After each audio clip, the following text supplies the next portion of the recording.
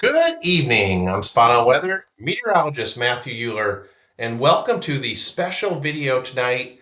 I'm going to take a look at November. It's going to be very cold out there for many of us in the coming 7 to 9 days or so across the eastern U.S. And it could actually, we could see a brief warm up towards Thanksgiving, but then another cool down after that. So you may find yourself dressing a little bit more warmly across a large chunk of the United States here over the next 7 days or so. Let's go ahead and take a look at things. First of all, I wanted to talk about the fact that we really have an unusually widespread cold outbreak going on across the United States. And what's really interesting about it, and I wrote about it earlier in today's weather blog on the website, is normally your wavelengths are much shorter between your troughs and your ridges. In this case, we have a very long wavelength trough that has invaded the United States. We have an anomalously cold air mass which has descended into the US. And this cold will be persistent. This isn't just one of those shorter wavelengths troughs that maybe the cold lasts 2 days or so, 2 to 3 days, and then it moves off to the east. This is a broad-based trough, again, that longer wavelength. So we have quite a bit of the United States experiencing below normal temperatures for mid-November. So we do expect this cold to be more persistent over the next 7 days for many locations. It will hang on a little bit longer across the eastern U.S., and I'll get to the maps and the charts here in a moment to show you that. What are the main causes of this unusually widespread cold air across the U.S.? Couple things of interest. We have an anomalously strong upper level ridge, which is forecast to continue to strengthen and extend further north into Alaska by this Thursday, the 17th of November, with cross-polar flow setting up, being established from the Arctic all the way into the lower 48.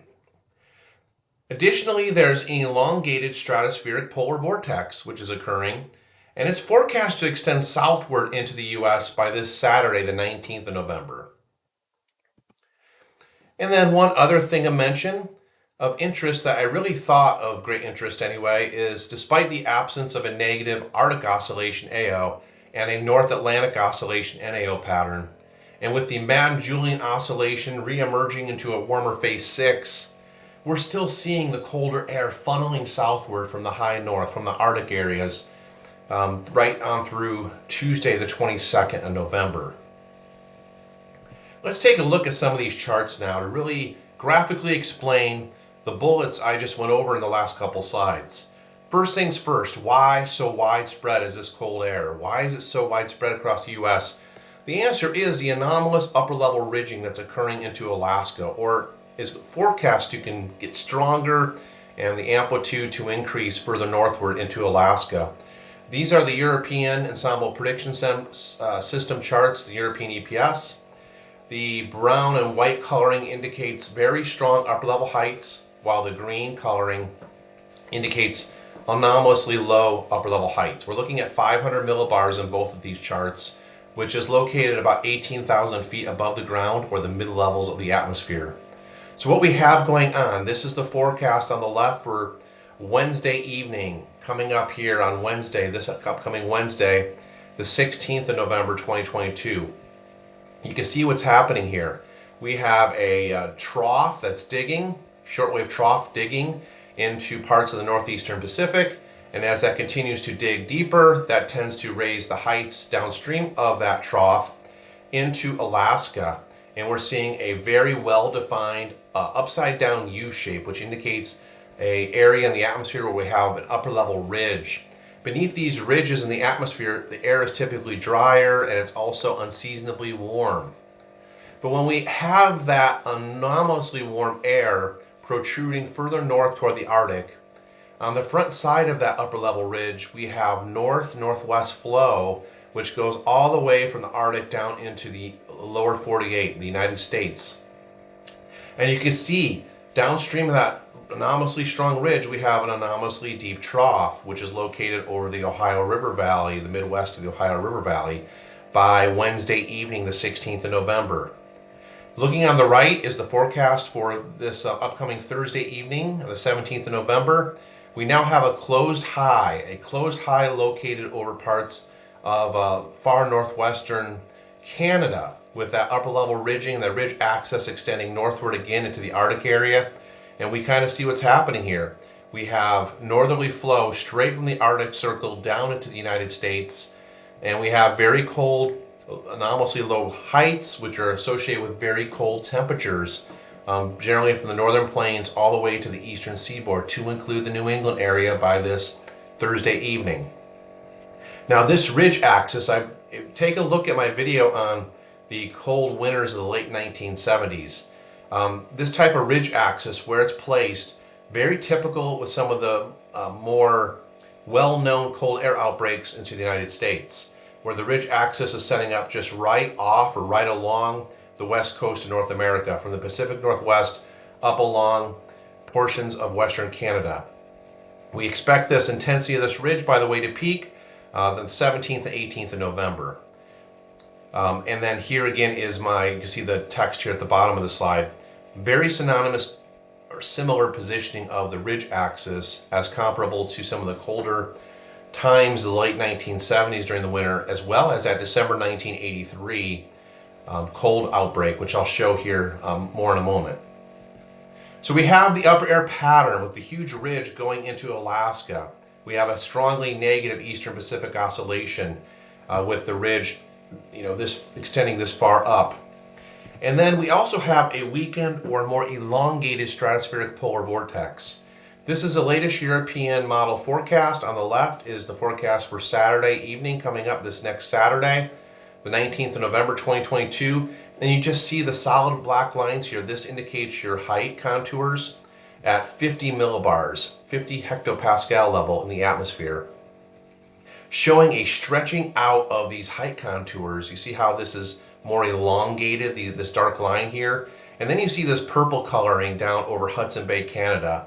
That is actually one of the lobes of the polar vortex down over Hudson Bay.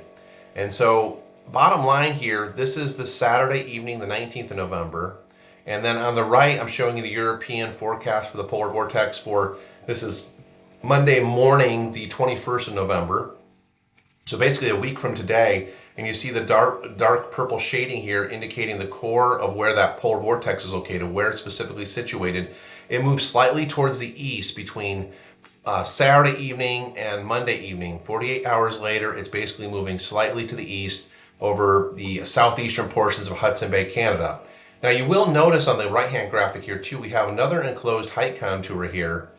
And that's really interesting because I see a closed height contour here with the main lobe of the polar vortex over Hudson Bay in eastern Canada. But this one here to the north, even further north, actually over on the Eurasian side of the Arctic, that's also closed off. So, it's really close to the verge of being a splitting vortex at this point. So we'll have to continue to watch the model trends here into the future to see what happens with this particular vortex. Does it actually become a full split, or does it just remain relatively elongated? Either way, this is partly responsible for the extremely cold or below normal temperatures over such a wide area across the United States right now. Generally, it's forecast to remain weak and elongated at least at a minimum through next Monday, the 21st of November. So we're getting an anomalous flow of cold Arctic air pouring south from the Arctic area. And then you notice this orangish coloring here, generally over the Arctic Ocean, over the Arctic itself. This is associated with higher than normal heights when you see the orange coloring. And whenever you got higher heights over the northern latitudes, over the poles, and you have lower heights over the mid-latitudes, that's a situation to where we would expect much colder temperatures to move from the Arctic into either the United States, or in some cases with the vortex either splitting or weakening, being displaced off the pole. In some cases, that colder than normal temperatures in the Arctic go down into parts of Russia, Siberia, northern Europe as well. Here is that sharply negative Eastern Pacific oscillation. Now look, this is the European deterministic forecast. So we're situated on the 14th of November, generally right here. And this EPO is just continuing to work into a free fall. You can't even see where the line goes between the 16th and the 18th of November. You do start seeing it reemerge after the 19th of November, up closer to neutral by the 24th of November. But this is one heck of a crash the Eastern Pacific Oscillation, the EPO, is doing. The resultant pattern just, again, kind of goes in line with this upper air pattern at 500 millibars, showing that ridge just building and getting stronger with amplitude here off of the Alaska area on the west coast of North America. What happens when you get a sharply negative Eastern Pacific Oscillation? Oh wow, look at this, cross-polar flow. Remember those words if there's anything to remember in the video tonight. When you get this flow of air directly from the high north all the way across the Arctic Ocean, down into Canada, down into the lower 48, the United States itself, and you get this stronger than normal upper level high, which we're seeing right now on the charts with the negative EPO. You got the stronger than normal upper level high. In fact, it closes off here by Thursday evening. And so all this is matching up. You get Arctic highs to spill down, basically move from northwest to southeast into Canada. On the front side of these Arctic highs, you get a major bout of cold air outbreaks that occur. And we're going to see multiple bouts of cold Arctic air, not just one bout. And the purple line here shows the axis of the polar front jet stream with a huge ridge over the northeast Pacific into Alaska up to the Arctic Ocean, well beyond the Bering Sea. And then you have this deep trough over a large portion of the United States. So really that's what we have. We have the freezer door open with that sharply negative EPO. If you're living in Alaska, you're going, oh wow, this doesn't feel like November most likely because underneath this anomalously strong ridge, typically you find warmer than normal temperatures. So really interesting pattern going on.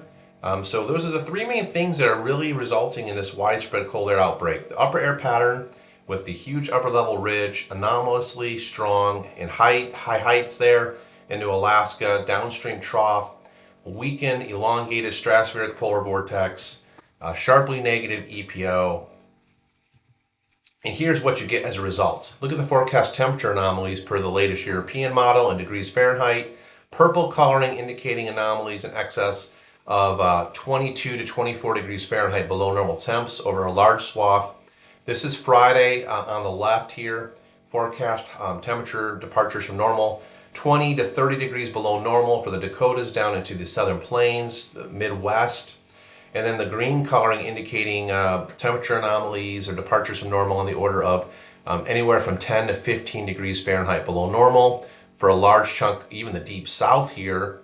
Look at South Texas, 15 to 18 degrees Fahrenheit below normal. Brownsville, Corpus Christi, even parts working their way up the coast to Houston by Friday afternoon. And then here's the forecast on the right, the graphic showing for Saturday afternoon high temperatures. Look at where, I mean, this thing's not going away anytime soon, okay? Almost coast to coast here in coverage, from the Gulf Coast to the Canadian border. So very rare that you see this kind of cold air outbreak covering such a large longitudinal area in the United States. And there's plenty of cold air. Look at this up in Canada. These were the temperatures as of mid-afternoon today. These are the temperatures in degrees Fahrenheit. You know, with the ridge building so strongly out here over Alaska, you're going to have winds basically in the upper levels of the atmosphere blowing straight northwest to southeast or north-northwest to south-southeast, straight down into the United States. And look at what you have here for temperature readings today. 16 degrees Fahrenheit, 19 degrees Fahrenheit. There's a 12 degree Fahrenheit reading, 21 degree Fahrenheit. Look at this, going all the way down to the U.S.-Canadian border, down 22 degrees Fahrenheit. All this cold air is going to be rushing south based on the upper level pattern we have in place. So there's plenty of cold air here from the source region up here in Canada. Plus, this is the latest snowpack from Rutgers Global Snow Lab. The orangish coloring here indicates where we have snow on the ground, where the snowpack is. And so if you're setting up cross-polar flow from Siberia right across into parts of the Yukon, Northwest Yukon territories, southward in the U.S., you're having a natural refrigerant of the air mass because you have a snowpack. Why is a snowpack so important? It tends to chill the overlying air even more compared to if let's say this ground, the trajectory of the air mass is over bare ground, you really wouldn't have such frigid temperatures because, again, that snow acts as a refrigerant The air mass above that snowpack is generally cooler. You got higher reflectivity or albedo during the day when the sun's out. So there's very little in the way of heating in the lower levels of the troposphere when you have a snowpack. So what's next beyond 10 days? We know what's coming up here the next 7 days to 8 days below normal temperatures. But what about the next 10 days? Taking a look at the forecast here, this again is a European ensemble prediction system on the left, and I'm even showing you a comparison to the GFS ensemble forecasting system, the GEFS on the right. And so this is the forecast for, this would be, let's see, that would be next Wednesday. So this would be the day before Thanksgiving. You see that the pattern has changed somewhat. So now where we have that anomalously strong upper level ridge, it's now being replaced by some troughing approaching just south of the Bering Sea, just south of the Aleutian Islands. So we have a reversal in the pressure pattern in the upper atmosphere. We're also seeing that ridge kind of it's weakening, it's flattening more, and it's tending to move a little bit more to the east towards Western Canada, the Canadian provinces. And then you have this huge area that's upper level low, anomalously low heights, generally moving off towards the North Atlantic by this point.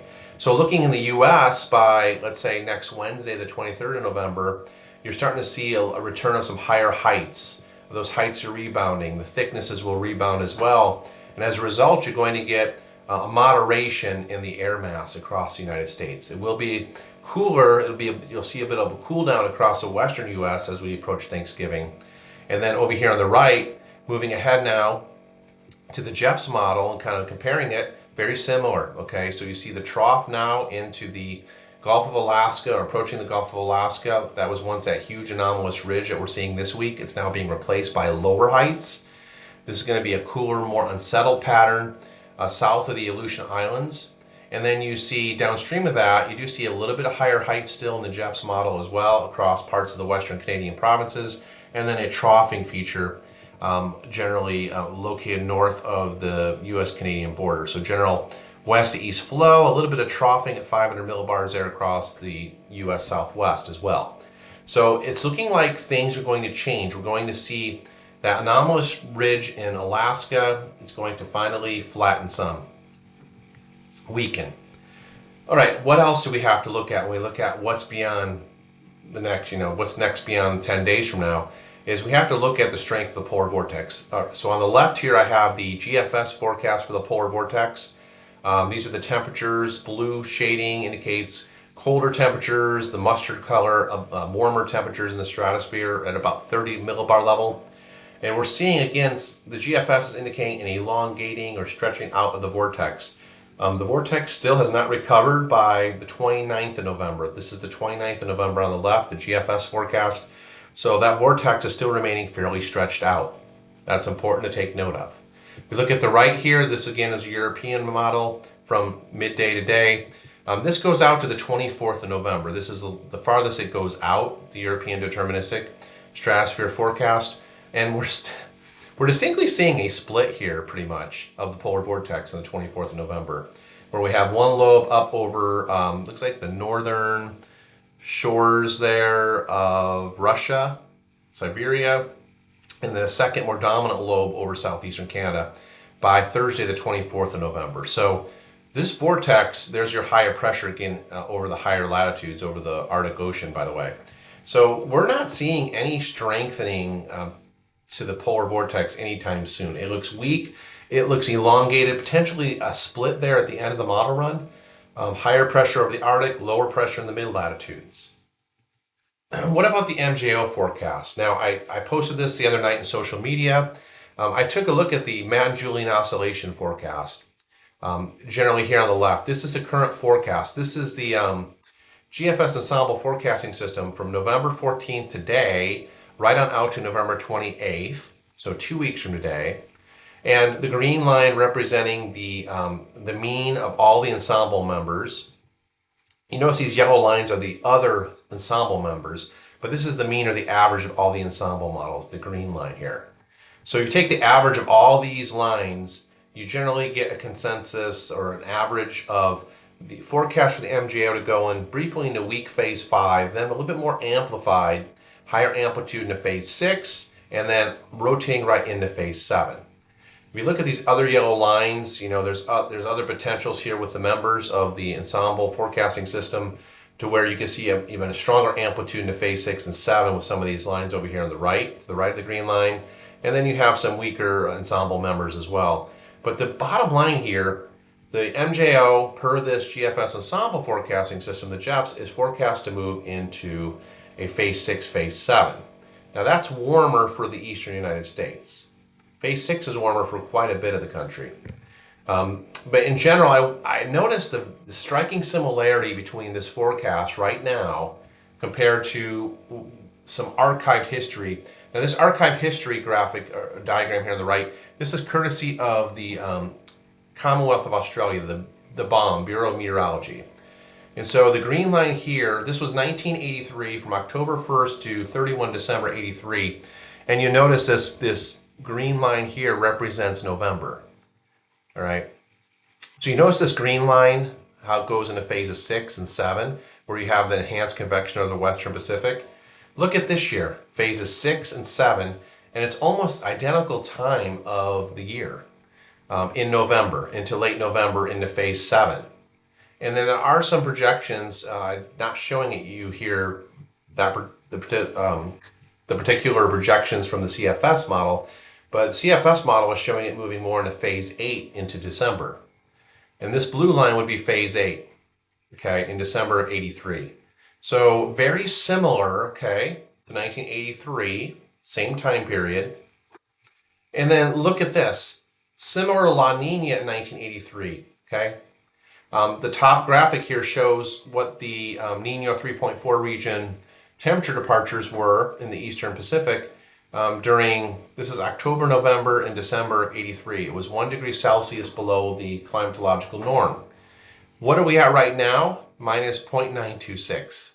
So the similarities are really there. I mean, between the current MJO forecast on the left, going to phases 6 and 7, potentially 8 in early December, and then the 1983 October to December time period, phases 6, 7, almost similar amplitude, and then into phase 8 in December. All right. So forecast weakening in 1983. You can see by December, January, and February of going into 1984, January and February, we were down to minus 0.6 degrees Celsius below normal. So you start seeing the weakening from 1 down to 0.6 degrees Celsius departure below normal in that Nino 3.4 region. And then by January, February, March, the La Nina 1983-84 winter pretty much weakened. And we're expecting a similar forecast for this upcoming winter. So we got two similarities here. Additionally, I wanted to show you what the sea surface temperature anomalies look like in 1983 to the present time. On the left is December 83, blue indicating below normal water temperatures and yellow above normal water temperatures. So I just wanted to compare, this is today's here on the right. I just wanted to compare, you can see that the La Nina signature is there in both cases on today's chart here, as well as 1983, December of 83 here on the left. And it appears though there's a big difference here between the La Ninas. They both were very similar in magnitude as far as being weak, and with a weakening state throughout the winter seasons, 83-84, and forecast for 22-23 winter. But the one thing you notice here is the darker blue colorings are closer to the South American coast in that eastern equatorial Pacific area. Whereas in 1983 in December, those bluer colors were further seaward away from the coast of South America. More of a central-based La Nina versus an eastern-based La Nina. Just wanted to point that out. But I find this very interesting. The MJO forecast, very similar. The La Nina numbers, very similar for departures from normal in Nino 3.4 region. And then the water temperature configuration. The one other big thing you notice here in December 83, you had below normal water temperatures across the North Pacific and the North Atlantic.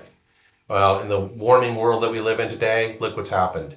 We have much above normal waters, Northwest Pacific, North Central Pacific, and then we have much warmer above normal waters across the Atlantic Ocean, specifically off the New England coast right now. So, colder waters in the Northern Hemisphere, northern oceans, north of 30 degrees latitude, were much more common in December 83 as compared to today, November of 2022. Additionally, I wanted to show you the exact values of the AO, the Arctic Oscillation, from 1983 and compare it to today. Okay, so these were the values. If we look at October 83, November 83, and then December 83, and I even have up here January. Actually, January would be over here, January 84 and February 84. Okay, so right now, the January 2022 archive on the Climate Prediction Center site, the data portion of the archive only goes out to October. They'll calculate or compute the November AO value at the end of the month. But look at this. October of 1983, the AO value was positive 1.369. Look at it here in 2022, positive 1.352. I mean, if that's not close, I don't know what is. Now it did go negative in November, the AO in 83, and we really haven't seen it go negative very much here in November of 22. But the October ones almost match up. Okay. So October 83 AO, there you go at the bottom, the values. Very similar nature on a positive level or positive phase of the AO. Look at the December 83 winter temperature anomalies. Look at the purple shading, the magenta colors, the greens, the blues. I mean, this is a widespread portion of the United States from the Pacific Northwest right along the Rocky Mountains and the eastward to the East Coast. December 83 was a very cold month across the United States. These are mean temperatures, by the way. The anomaly was on the order of minus 8.78 degrees Fahrenheit for over the whole duration of the month of December for the United States. And then on the right here shows January of 84. We had a mean temperature anomaly of minus 3.27 degrees Fahrenheit. So it wasn't as cold in January 84 as it was in December 83. But I'm really starting to focus more on this 1983 winter, the way things are kind of shaking out here, and I'm noticing the similarities. 1983 winter is becoming a more realistic analog year for me for the upcoming winter.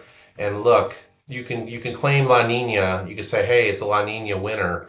But look what happened in December 83 specifically. It was a La Nina winter, okay? Around similar values that we face today here. So, we can't just say it's a traditional La Nina winter is what I'm getting at. Because we had the MJO in similar phases. Of course, that's not the only game in town when we talk about teleconnections. There's other things that offset this. But the fact that there was La Nina, you would have expected a milder eastern U.S. for sure for that winter of 83, 84. And look what you got in December in a La Nina winter. Okay? So there you have it. I just wanted to show you these comparisons of the anomalies. This was a very famous Arctic outbreak. I talked about it on a previous video not that long ago, December 83. And look at the similarities here. The upper air ridging that's occurring into Alaska in December 83. Now let's go back to the current forecast here for this week. Keep going here. All right, look at this. Look at this huge upper level ridge into Alaska with a downstream, very deep, anomalously deep trough. Let's look at December 83. That very cold outbreak that occurred right around the Christmas time frame. And look at this. Look at that strength of that upper level ridge. And then look at, this is just crazy. This is December 19th of 83 here on the left, and this is December 23rd of 83 on the right. Now you will notice a difference here, okay? You notice in December 83, specifically on the 23rd of December 83, you notice how this anomalously high, upper level high, it closes off, and the higher heights then expand towards the northeast, right towards the heart of the North Pole, okay? That's dislodging a lot of very frigid air to the south in this case, because the upper level ridge and that upper level high is, the ridge axis is extending from southwest to northeast into the Arctic. We don't have that in this case. The forecast is not showing that, right? You see how the ridge kind of just moves slightly east, but it doesn't orientate itself, the axis, from southwest to northeast. Instead, it keeps a north-south orientation or axis of the orientation, and then it just kind of flattens out a little bit more and weakens and is replaced by this lower heights, these troughs, this trough that comes in. So not quite the same, but I found this very interesting to look at, the comparisons. Now, of course, we're not in late December either, right? And so, we haven't reached the coldest potential time of the year just yet. We're about, just over 30 to 40 days out from this date in 83. But just interesting comparisons. I like to do those. So here are my final thoughts in tonight's video. I wanted to make a special video just outlining what's going on right now. What's causing this unusual, unseasonably cold air mass over a large chunk of the United States. Again, you don't get that very often. Usually you have a configuration where the west is warm, the east is cold. The wavelengths of that trough and the ridges are shorter. In other words, they don't cover as much longitude, okay? They're not that wide. In this case, we have an anomalously weak, elongated polar vortex in the stratosphere, and we have a sharply negative eastern Pacific oscillation, plus an anomalously strong upper level ridge near Alaska. All ingredients for cold over the United States. And we do expect it to remain fairly long duration this time. It's not going to be one of those like, hey, here's 2 days of cold and then that trough moves off to the east. The pattern becomes progressive. We're looking at next 7 days for this widespread cold to take hold across the U.S., extending to 22 November along the U.S. East Coast. So the further east you go, that trough over time is going to move further and further east. And so the U.S. East Coast will be in the cold air the longest. We will have a brief warm up on the East Coast for tomorrow, Tuesday, the 15th of November, but that's only due to the fact that you're going to have a area of low pressure moving up along the coast, and it's going to help drag some of the milder air up from the south and east off the Atlantic. But that's it. Once that storm moves by with the rain, a cold front blows through on the backside, you're going to get cold again. We do see a moderating trend of the temperatures as that upper level ridge over Alaska breaks down around Thanksgiving. Particularly like the 23rd, Thanksgiving I think is the 24th of November, that time frame. So we do expect moderating temperatures the middle to latter part of next week. But we're not expecting any significant storm systems. I haven't really talked about storms because there's really not much out there. Yesterday the European model was forecasting a fairly intense coastal storm to move on up the mid-Atlantic to New England, but that since has gone away. The modeling, all the models are generally in good agreement. We look at one storm Tuesday, the 15th of November, and Wednesday, the 16th of November with some rain. And then we will see some snow across parts of the Midwest tomorrow on the 15th. But then it's just mainly cold, high pressures coming down from the north. And then the 1983 winter, again, is beginning to come into focus for me as a potential analog year. There's still plenty of time to change, but I do like the similarities. And, if our winter is similar to December 83, January 84 weak La Nina winter, this is what happened in December of 83. This is what happened in January 84. Okay, so, it's very possible. And then again, the similarities here in the AO values, the fact that we have the La Nina, like I mentioned, there's that difference, central base versus east base La Nina, right? And just how these figures are lining up. I mean, 83, look at your sea surface temperature departures in Nino 3.4. Very similar to our value right now. That's what I'm looking at. And then if this MJO forecast verifies, this looks very similar to 1983. So we'll see what happens. Only time will tell. But I like to kind of think outside the box and kind of throw this up here. I could be way out to lunch on this, okay? Our winter might not turn out to be looking like this. But I try to identify, past events, past upper air patterns, and, see if certain things match up. And if they match up very similar to each other, then, it kind of goes into my head, hey, maybe this is an analog year, analog winter. I'm going to use analog in 1983 winter, for example. And again, you can say, it was a La Nina winter. This year's a La Nina winter. We should just have mild air all the way up the East Coast, from the southeast to the mid-Atlantic, and it should be drier than normal. We could follow that typical La Nina script. But, we have a couple wild cards right now that are throwing that La Nina script right out the window. And one of those is this weakened stratospheric polar vortex, which has just been in a weakened state. It really hasn't got its act together yet. This fall season hasn't really strengthened yet, and it had the ability to strengthen because it keeps getting weakened again. So real interesting stuff going on. That's all I got for now, everybody. And until next time, take care and God bless everyone.